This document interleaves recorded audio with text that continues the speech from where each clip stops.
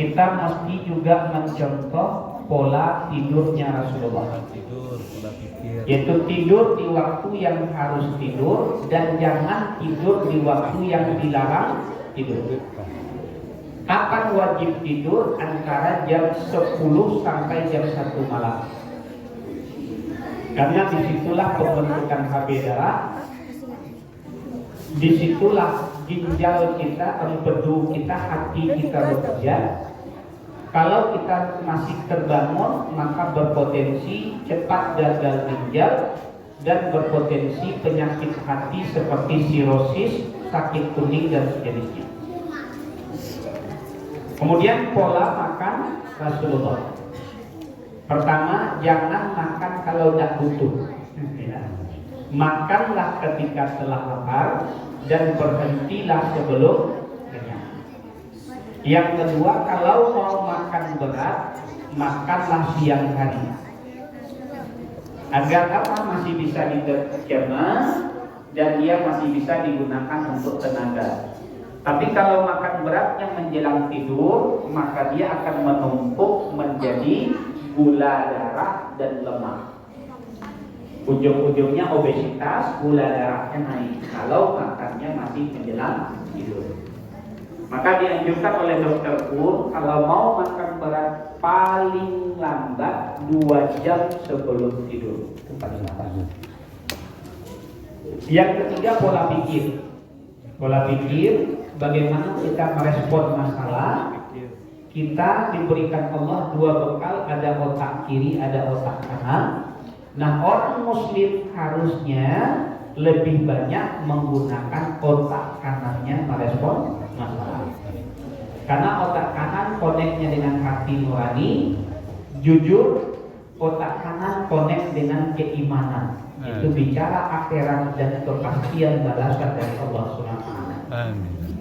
Makanya kalau kita merespon masalah dengan otak kanan, contoh ketika kita berpiutang kemudian tidak dibayar-bayar, kalau dengan otak kiri kita respon, mungkin kita akan marah, mungkin keluar kata-kata kasar ketika ngaji. Tapi kalau dengan otak kanan kita respon, pertama kita akan cepat mengembalikannya. Yang hak saya itu pasti akan saya terima. Satu, karena Allah nanti akan menghakiminya di akhirat, semua hak kita pasti kembali. Sehingga kalau tidak diterima di dunia, kita nggak berterlalu ngotot, insya Allah di akhirat pasti kita terima. Yang kedua, kita akan jadikan momen ini mempertajam doa kepada Allah. Kenapa? Ada hadis orang yang terzalimi itu doanya makbul. Maka kalau ada orang menzalimi kita, berhutang, tidak mau bayar, padahal dia punya uang macam-macam, udah ambil momen kita dizalimi, udah kita bantu, tapi dia nggak dapat dijanji, ngadu kepada Allah, insya Allah doa kita makbul. Maka lebih banyak daripada yang tersisa di mereka itu akan diganti oleh Allah.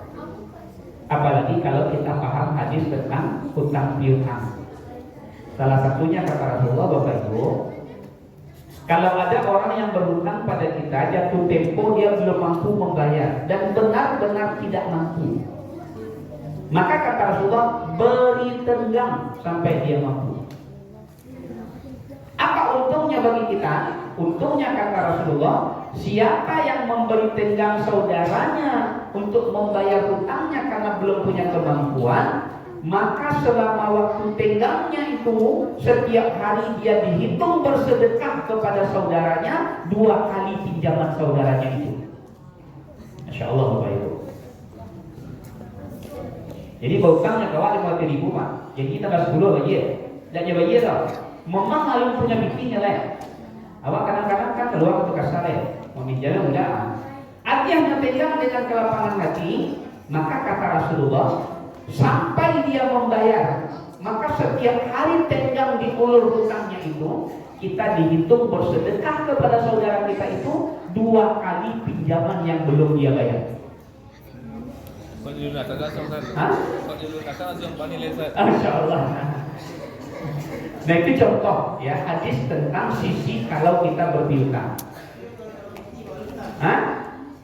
Tapi kalau nyola bab tidak mau bayar itu bab inyo dia bab yang berhutang. Maka kalau berhutang ada 4 adab. Yang pertama, segera membayar kalau sudah punya. Yang kedua, jangan berbohong kepada yang berpiutang. Itu adab kalau sudah bicara bab kita yang berhutang. Tapi bab kita yang berpiutang, kalau momen dia belum punya kemampuan membayar, beri tenggang dia, beri kelonggaran, doakan dia. Maka selama kita beri kelonggaran itu, kata Rasulullah, kita dianggap bersedekah tiap hari kepada saudara kita itu 2 kali nilai hutangnya kepada kita. Masya Allah. Nah, itu lain lagi bab kita. Itu bab yang tadi pertama bab yang berhutang segera membayar. Kenapa? Karena kalau tidak dibayar di dunia, pasti dibayar dengan amalnya di akhirat. Karena di akhirat tidak ada uang. Yang ada adalah pahala atau dosa. Maka 1 zarah saja hutang di dunia nggak dibayar, pasti nanti di akhirat dengan hakim Allah akan mengadilinya. Pertama, bisa jadi pahalanya dipindahkan ke yang punya hutang, yang berhutang. Yang kedua, kalau tidak punya pahala, maka dosa yang punya hutang tadi dipindahkan ke yang bersangkutan. Pasti itu naik, insya Allah. Itu naik, insya Allah. Yang kedua, seseorang yang punya hutang kemudian dia tidak berniat membayar hutangnya, maka dia di mata Allah dianggap pencuri. Kalau sudah punya kemampuan, itu babnya lain lagi tuh, Mak. Jadi bab berpiutang, yang punya hutang, kemudian yang berhutang. Nah, itu ada 2 sisi yang perlu dipahami dengan bab keimanan, Masya Allah. Tapi kalau kita menggunakan otak kanan, ada orang kayak kasus tadi misalnya ya, nyo punya titik bina mau bayar. Aduh si alasannya. Ya, alhamdulillah. Kadukan kepada Allah SWT. Ambil posisi kita tengah ini, kalau mau minta kepada Allah ganti yang lebih baik.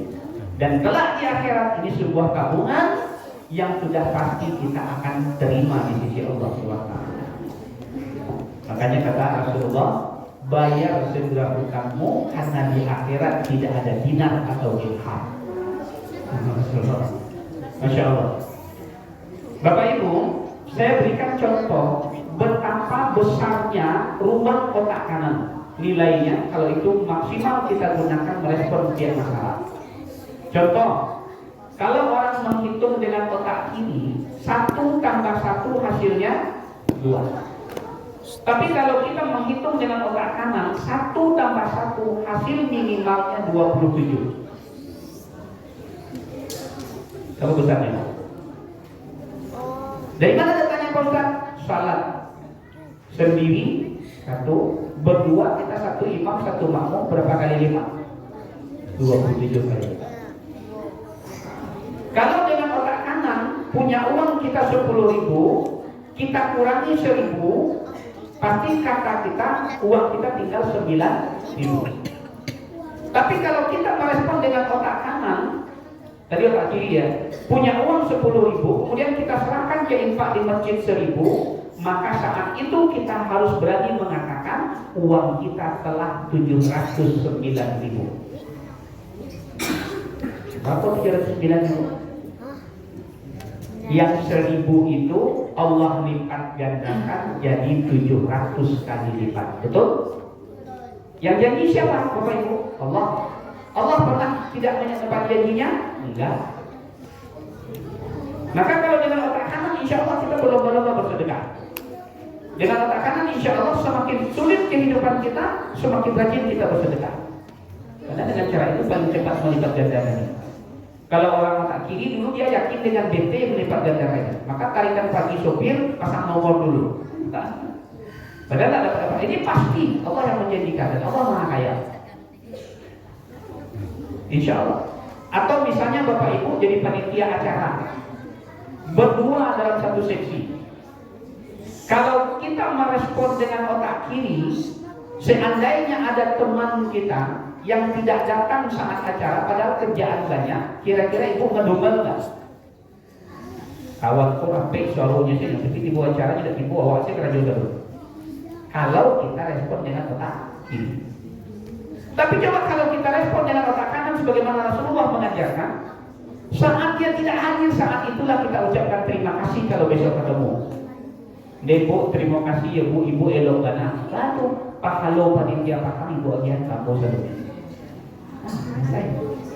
Kalau dulu coba kalau seandainya Allah sediakan pahala 50.000 untuk tim itu, kita berdua dan sama-sama bekerja, Ibu kebagian berapa? 25.000. Tapi kalau ada panitia nggak datang, kita kerjakan sendiri, Ibu kebagian berapa? 50.000.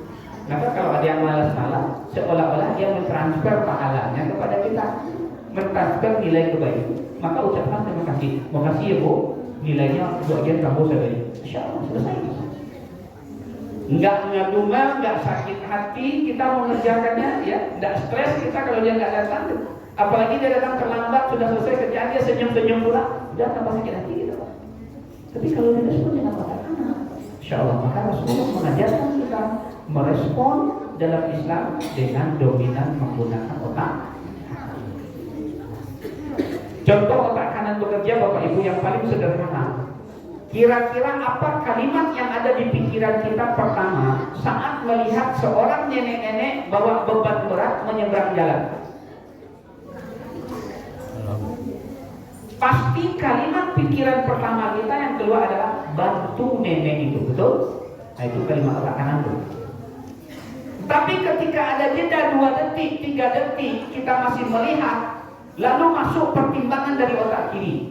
Ibu kan terlalu capek sampai ke tujuan. Nah itulah otak kiri tuh. Mengalu ibu yang repot-repot membantunya, anaknya saya tidak beli dia nyodor. Itulah otak kiri. Nah, akhirnya apa?